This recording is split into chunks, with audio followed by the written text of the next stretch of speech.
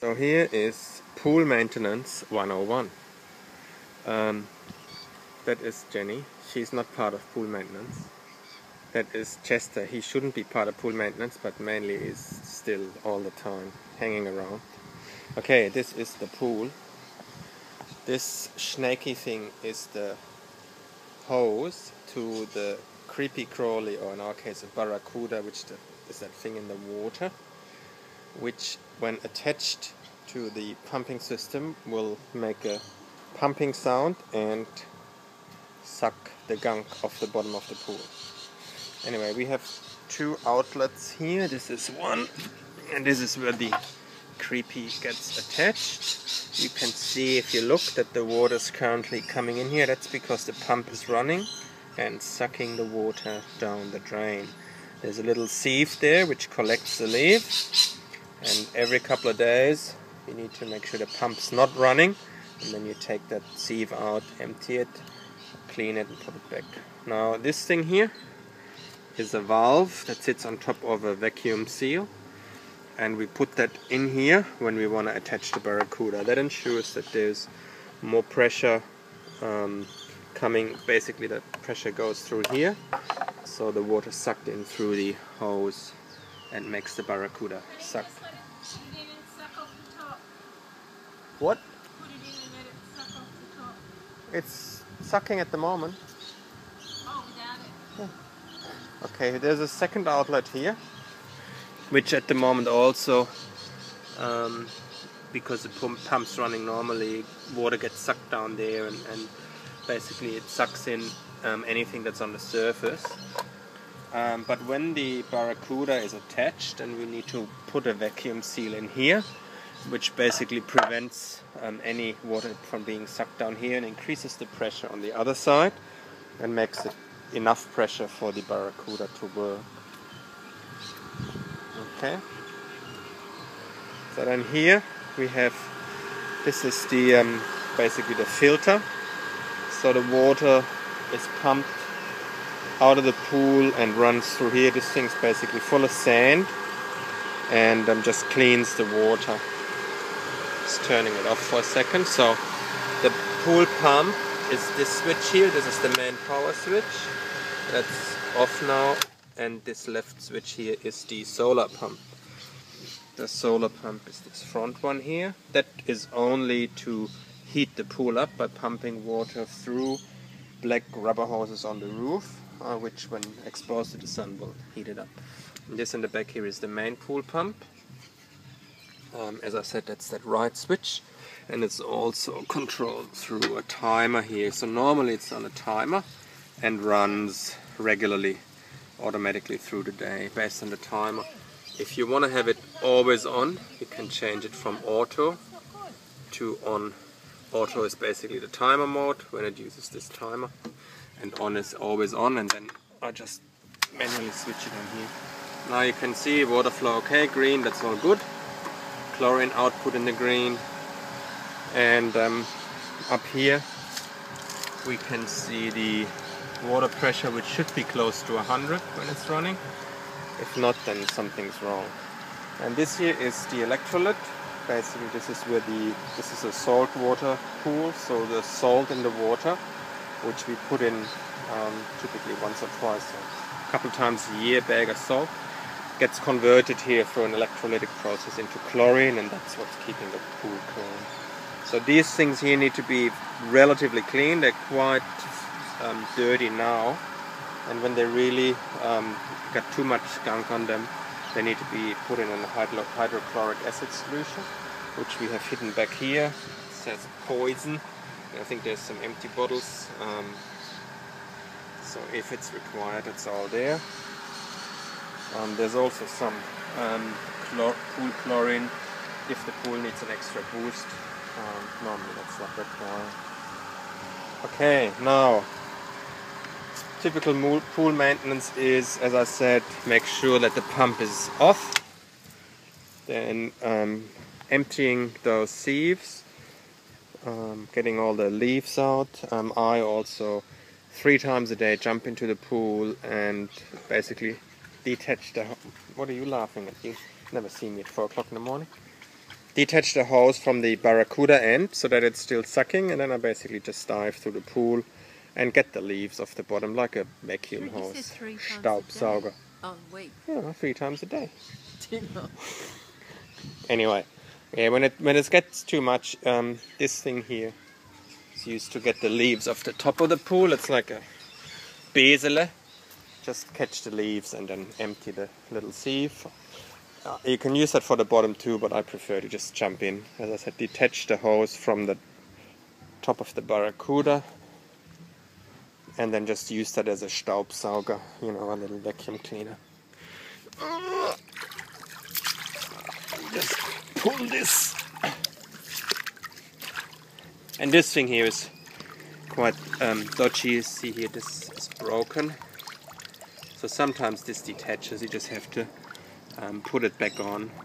And yeah, you just pull here. You can just pull it off here and then use this as a Staubsauger. I won't do it now. Okay, so checking the sieve there and emptying that when the pump's not running. You can't open that when the pump's running, there's too much pressure. And then the other thing is this filter here full of sand obviously gets all the dirt, so that needs to be washed out, I don't know, maybe once a week or so. So you got to make sure the pump's not running, so this thing needs to be up, pump not running. And then you just change it, the setting here. It's full of bird shit here for some reason. Turn it 180 degrees to backwash or spülen. Turn it back on, and you can let that run. That basically there's an exit up there, and the water basically now runs backwards through the sand, cleans the sand and transports the dirty water outside of the pool. So it takes water out of the pool. That's why you can't run it, you know, for long periods of time, but 1 or 2 minutes is typically fine. I've just done it before, so I'll just stop it again now. Stop. Always have to stop. You can never change the setting of this while the pump is running. Okay, then after backwashing for 1 or 2 minutes, you can do like 10-15 seconds of rinsing, which is this setting. And then again off, make sure the pump's not running, change it again to the normal filter setting, which is this setting here. So this is the normal setting, this is where the pool pump needs to be all the time. Okay, we don't use this solar controller. This is some kind of automated mechanism that determines when the solar pump should come on. We don't do that, we just run it manually when we want to use the pool.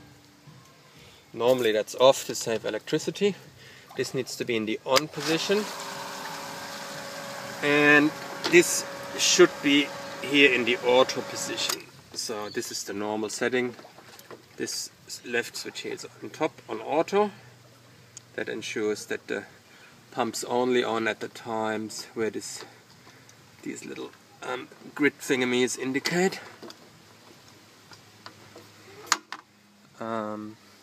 Yeah, the only other thing that I haven't done it, this also has a little filter, the pool pump itself, and you can open that. There's a little arrow here that says close, so the other direction is open. Just give it a little whack and then you can open that. Again, never do this while the pump's running because it's supposed to be all vacuum. And I always make sure that the master switch is off. Don't rely on the timer not being on, and then while you're in the middle of something, the pump comes on. So it's always good if you're doing something that you don't want the pump on for, make sure it's actually off at the main. And then after you finish, you just turn it back on. So I can just empty this and doing quick and dirty here. Normally I've got this bag here, garden bag, and that's where all the leaves go. Okay. So back in, back on, just remember the position where it was when you took it off, it's the easiest. And then it just needs a bit of wriggling usually.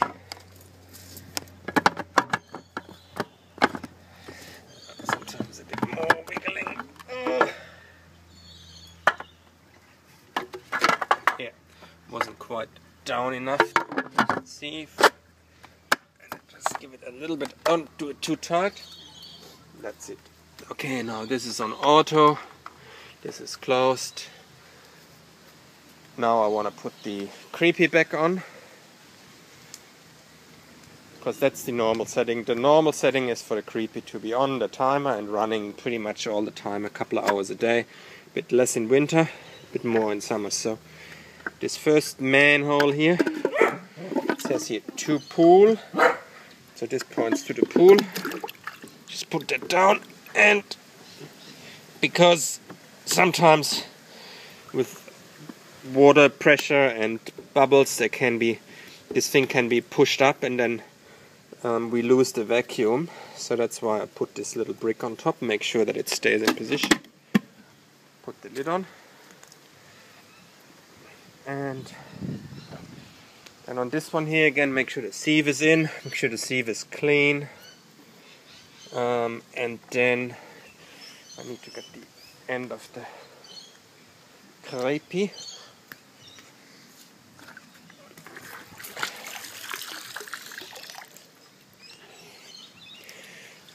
It's good if this is not full of air, because any air in the pool pump can actually, well, you should never run it on air. So this thing should actually make sure that there's no air in it. You can achieve that. One simple way to do that. It's not, super critical, but if you want to do it right, you should try to keep the air out of this. So all I do is I turn the solar pump on. The solar pump then pumps water, as you can see. First there's a bit of air coming out, which Chester loves. Don't you, Chester? And then once it calms down, I'll just capture that flow of water. Okay, bad example. So I put my hose on top of the exit, and that pushes the air out of my hose. Okay.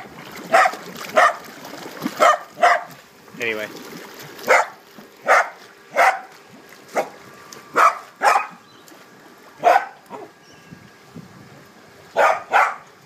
So when the pump's running, it's always a good idea to check the gauge that I showed you. That should be close to 100. If it's more like in the 50s, then there's something not right. Okay, so this needs to come through here. But first I need to put that thing in, and again, don't do that while the main pump's running. You have to turn that off before you put that in. Then again here I'll keep this. You saw this it did already come up. Didn't want to stay in. So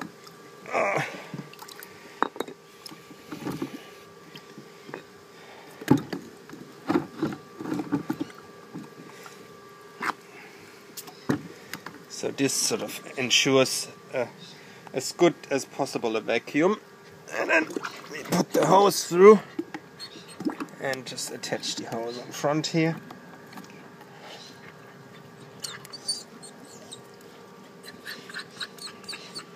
Okay, that's all good. So closed here, creepy on there, ready to put the pump in the normal position again. Turn that solar off because I'm not swimming now. And see, this is totally empty now. And this is in the filter position. And I'll turn the pump on, nothing happens because it's on a timer. Just for demonstration, I turn it back to the on. Okay, now the pump starts, and you will see water coming through here. Once it's got going, the water level should really come up inside that pump, and also this should be full of water. It takes a while now because it's a lot harder for the pump to suck the water through the creepy than it is through the normal holes. And there's always a bit of air in the system, so that air has to come out, so we'll see some bubbles. So the left and the right one are actually the pool's internal system, so it goes comes back from the pump here and goes into the pump through those exit valves. But once it's gotten going, you can see now the water is pretty much up here. There's still bubbles, and ideally there should be none at all. But this thing here is full of water as well. And the water pressure is about 90, that's alright. Okay? And we have normal chlorine output. So I'll go back to auto, which will mean it comes off and then comes on again at the scheduled time. Okay? So that's it. Skim the top. Have a dive in the pool once a week if there's too much stuff on the bottom, and otherwise make sure you empty those sieves. Again, once a week is usually enough, but do it once a week, because if they get too full, the whole system starts clogging up, the pump can't work anymore, so you really got to do it once a week at least. Okay? And that's it. Well done, Chester.